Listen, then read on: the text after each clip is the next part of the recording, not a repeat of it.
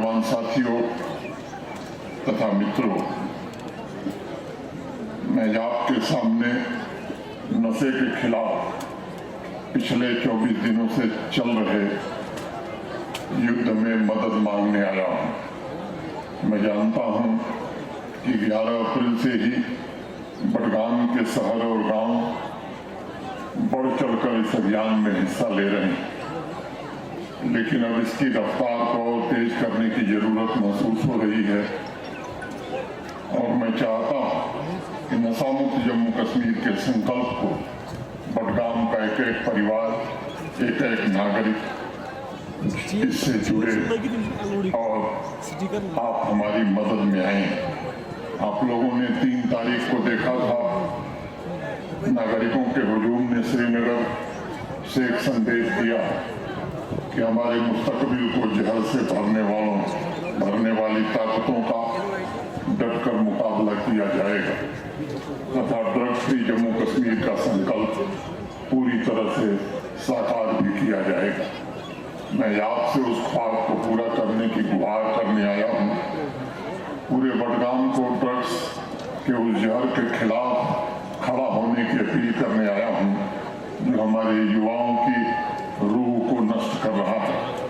मैं मानता हूँ कि हर एक नौजवान जो नशे के कारण खो जाता है वो हमारे आने वाले कल के वर्कफोर्स की खोई हुई ताकत है। वो हमारे पुलिस और सेना का खोया हुआ एक ऑफिसर और जवान है। वो भविष्य का एक वैज्ञानिक है। हर वह परिवार जो लत के कारण टूट जाता है वो हमारे आवाम की बुनियाद में पड़ी एक दरार है। ऐसे खतरनाक जहर के खिलाफ जंग में सबसे पहले इस सच को स्वीकार करना होगा कि अनेक बच्चियां नशीले पदार्थों की गिरफ्त में हैं।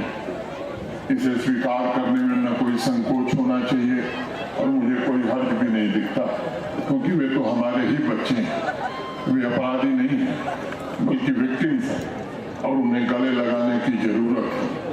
साथ ही आवाम से इस स्टिग्मा को भी समाप्त करने का मैं अनुरोध करना चाहता हूँ कि अगर कोई परिवार पीड़ित है तो खामोश रहकर अपना दर्द कब तक झेलेगा। इस रिवाज को हमें बदलना होगा, क्योंकि आज हालात ऐसे हो गए हैं कि खामोशी से इसका मुकाबला नहीं हो सकता। आवाम को अपनी आवाज निश्चित रूप से बुलंद करनी होगी। हजार बर्फ गिरे लाख आंधियां उठें, वो फूल खिल के रहेंगे जो खिलने वाले हैं।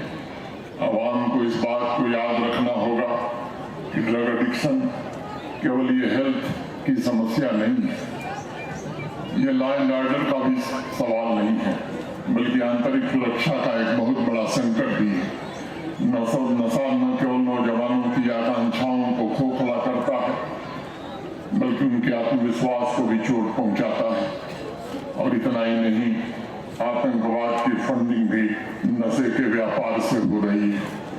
पूरी दुनिया जानती है कि हमारा पड़ोसी आतंकवाद का प्रमुख पोषक बन चुका है। इसलिए नशीले पदार्थों की तस्करी और टेररिज्म की फंडिंग अभी अलग अलग समस्याएं नहीं हैं, बल्कि वे एक ही दुश्मन के 2 हाथ हैं। बडगाम के मेरे भाई बहनों, मैं आपसे कहना चाहता हूं, इस बात को याद रखिएगा, जब हम नशे से लड़ते हैं तो हम आतंक से भी लड़ते हैं। जब हम अपने नौजवानों की रक्षा करते हैं तब हम अपने जम्मू कश्मीर और राष्ट्र की रक्षा करते हैं। मैंने 24 दिन पहले ड्रग फ्री जम्मू कश्मीर अभियान एक विश्वास के साथ शुरू किया था और ये कहा था कि कोई भी दुश्मन, चाहे वो कितना भी षड्यंत्रकारी क्यों न हो, वो एकजुट समाज के सामने नहीं टिक सकता है।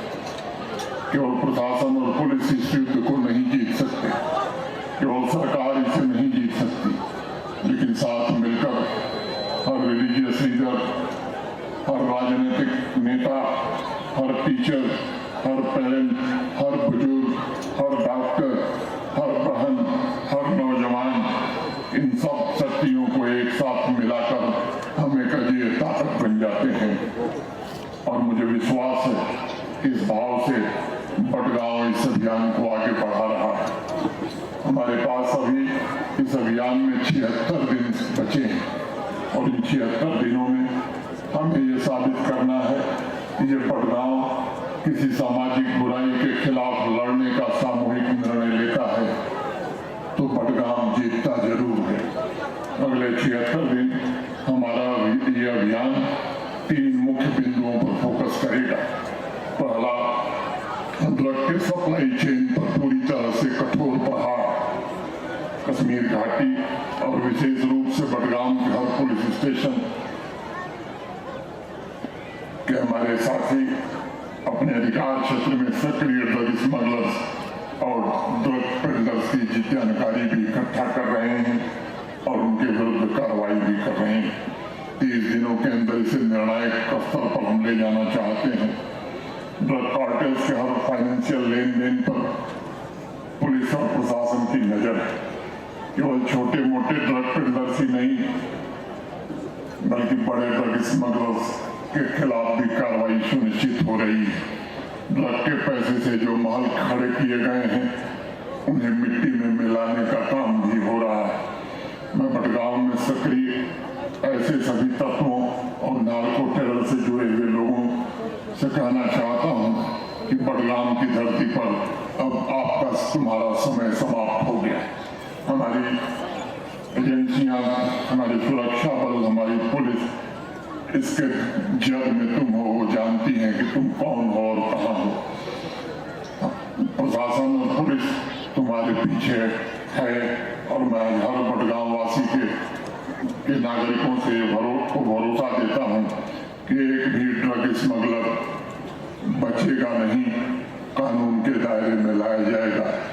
अपनी बात में यहाँ के डिप्टी कमिश्नर साहब ने भी इस बात को दोहराया। आप सब लोग इस बात से वाकिफ हैं, ड्रग स्मगलर्स के खिलाफ जम्मू कश्मीर प्रशासन ने एक SOP भी जारी की है।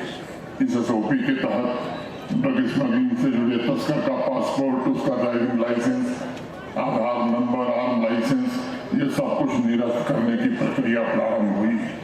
अगर वो फरार है तो लुकआउट सर्कुलर भी जारी हो रहे हैं।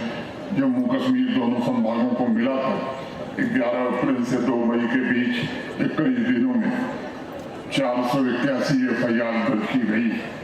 518 ड्रग स्मगलर्स और ड्रग पेडलर्स को सलाखों के पीछे पहुंचाया गया है।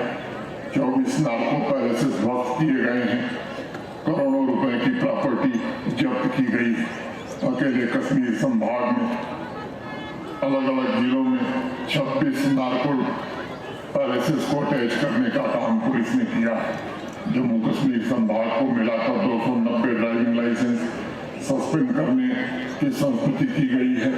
अभी DC बड़गांव में यहाँ जो कार्रवाई हुई है उसके बारे में विस्तार से आपको बताया। जम्मू और कश्मीर दोनों संभागों को मिलाकर 3000 से ज्यादा ड्रग स्टोर्स की जांच की गई है। ऐसे तमाम आंकड़े हमारे पास हैं जो दर्शाते हैं कि ड्रग्स के सप्लाई चेन को पूरी तरह नष्ट करने के लिए आवाम के साथ मिलकर सिविल और पुलिस एडमिनिस्ट्रेशन के साथ ही जीरो टॉलरेंस टू ड्रग्स की नीति अपनाकर शिद्दत से काम कर रहे हैं। दूसरा महत्वपूर्ण फ्रंट है जागरूकता का। कोशिश की जा रही है हर परिवार, हर एक नागरिक को जोड़कर जम्मू कश्मीर में एक ऐसा कैंपेन चलाने का प्रयास हो रहा है जैसा जम्मू कश्मीर में पहले कभी नहीं देखा। हमारे स्कूल, कॉलेज, सामाजिक संगठन, रिलीजियस लीडर, पॉलिटिकल ऑर्गेनाइजेशंस, स्वयंसेवी संस्थाएं, जम्मू कश्मीर का प्रशासन, पुलिस, CAPF सब लोग मिलकर के नशा जागरूकता के खिलाफ मुहिम छेड़े हुए।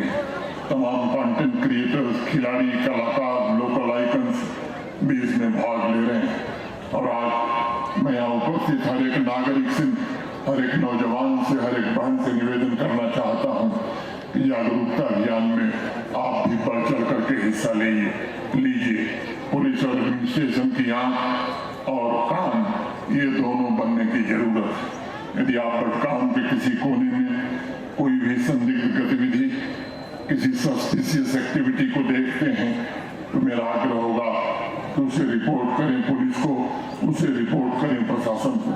आपके सहयोग से ही ये सुनिश्चित किया जाएगा कि बड़गांव के किसी गांव, किसी भी पड़ोस, किसी भी कॉलेज के आसपास कोई ड्रग दिखाई भी न पड़े।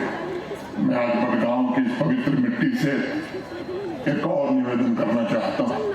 प्रशासन कोशिश कर रहा है, हम चाहते हैं इनफॉर्मल पेरेंट्स ब्रिगेड हर पंचायत में हम तैयार करें। विशेष रूप से माताओं बहनों की समितियां हम गाँव में बनाएं, अभिभावकों बुजुर्गों की एक समिति बनाएं और नौजवानों की एक समिति बनाएं। जो गांव शहर में संभव है वहाँ वॉलंटरी नेटवर्क हम खड़ा करें, जिन्हें प्रशिक्षित और सशक्त करने की कोशिश होगी, ताकि गांव और वार्ड में नशे के शुरुआती संकेतों की पहचान हो सके, परिवारों को तुरंत संसाधनों से जोड़ा जा सके। ये कोई सरकारी योजना नहीं है और इसलिए उस गांव या वार्ड में 5-10 लोगों की एक समिति, एक ब्रिगेड बने, जहां लोगों को लगता है कि वो इस काम में 1 घंटा का समय जरूर दे सकते हैं। इस बात को याद रखिएगा कि ड्रग फ्री जम्मू कश्मीर अभियान में हम खाना पूर्ति नहीं करना चाहते, बल्कि पूरी शिद्दत के साथ एक जीवन को बचाने का संकल्प हम सब ने मिलकर के लिया। तीसरा फ्रंट है रिहेबिलिटेशन का, और इस पर मैं जरूर आपसे कहना चाहता हूँ कि हमारे होम सेक्रेटरी चंद्राकर भारती जी ने बहुत मेहनत करके एक रिहेबिलिटेशन पॉलिसी बनाई। आवाम को ये समझना होगा कि जो व्यक्ति नशे की लत की गिरफ्त में है वो हमारा दुश्मन नहीं, वो नशे की जाल में फंस गया एक विक्टिम है, हमारे ही आपके परिवार का एक बच्चा है। इसलिए हम सबकी जिम्मेदारी है कि हम उसके साथ संवेदना के साथ, करुणा के साथ खड़े हैं। हम हर उस नौजवान बच्चे और बच्ची की मदद करना चाहते हैं और हमें करना होगा जो काउंसलिंग या ट्रीटमेंट चाहते हैं। इस रिहेबिलिटेशन अभियान में ज़्यादा से ज़्यादा ऐसे नौजवानों को जोड़ने की आवश्यकता है जो स्वयं नशे से उबर चुके हैं और जो इस बात के जीवंत प्रमाण हैं कि आवाम की मुख्य धारा में वापसी संभव है। आइए आज हम यह संकल्प लें कि हम तब तक नहीं रुकेंगे, तब तक नहीं थकेंगे, जब तक